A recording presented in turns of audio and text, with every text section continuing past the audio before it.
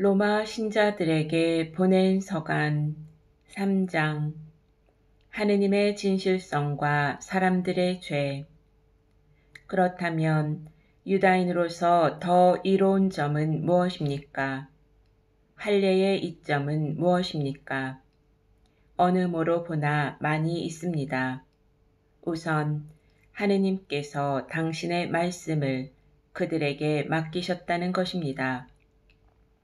그러면 그들 가운데 몇 사람이 불성실할 경우에는 어떻게 됩니까?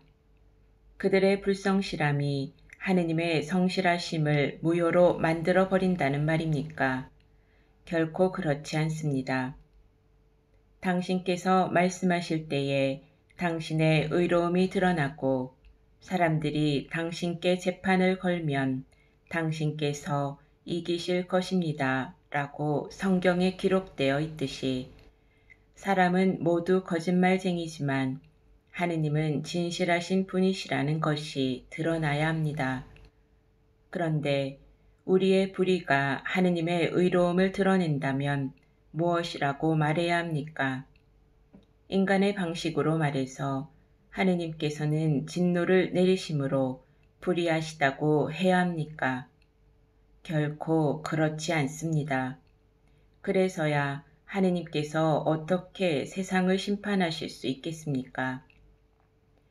나의 거짓으로 하느님의 진실하심이 더욱 돋보여 그분 영광의 보탬이 된다면 왜 내가 여전히 죄인으로 심판을 받아야 합니까?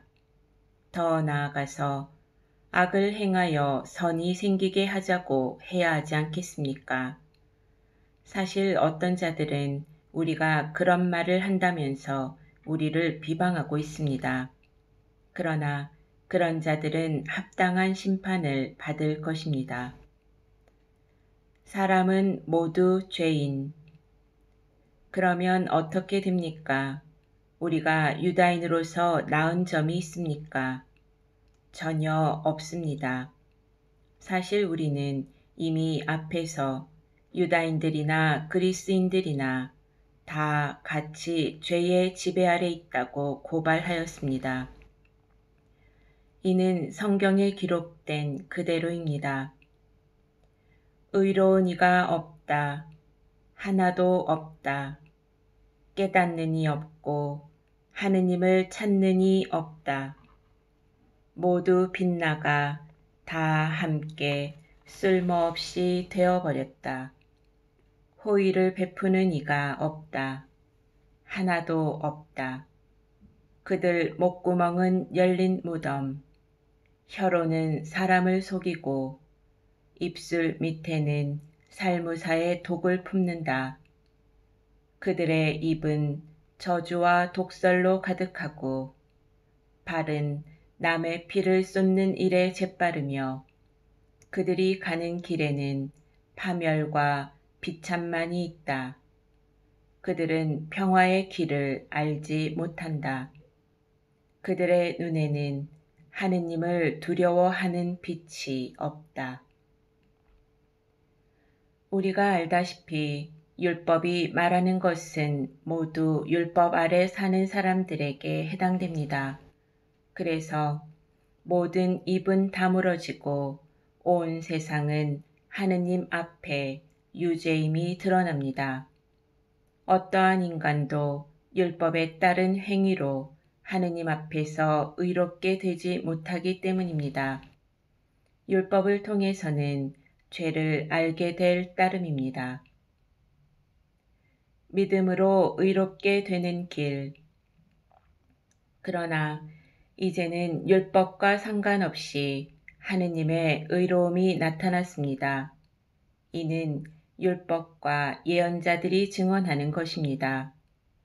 예수 그리스도에 대한 믿음을 통하여 오는 하느님의 의로움은 믿는 모든 이를 위한 것입니다.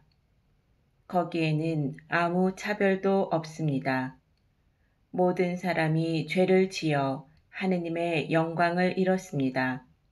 그러나 그리스도 예수님 안에서 이루어진 속량을 통하여 그분의 은총으로 거저 의롭게 됩니다. 하느님께서는 예수님을 속죄의 제물로 내세우셨습니다. 예수님의 피로 이루어진 속죄는 믿음으로 얻어집니다. 사람들이 이전에 지은 죄들을 용서하시어 당신의 의로움을 보여주시려고 그리 하신 것입니다. 이 죄들은 하느님께서 관용을 베푸실 때에 저질러졌습니다.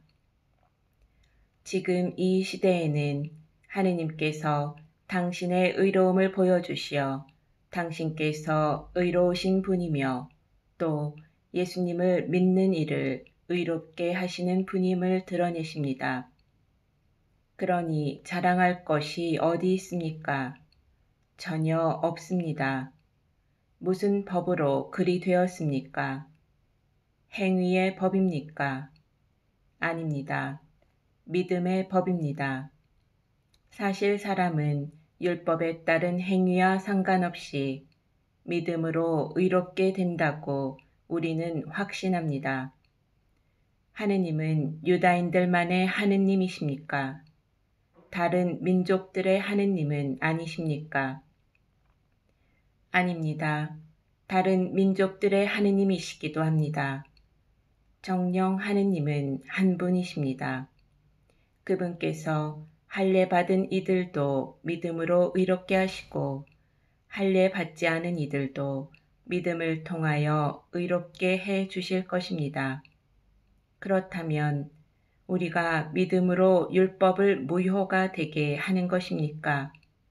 결코 그렇지 않습니다.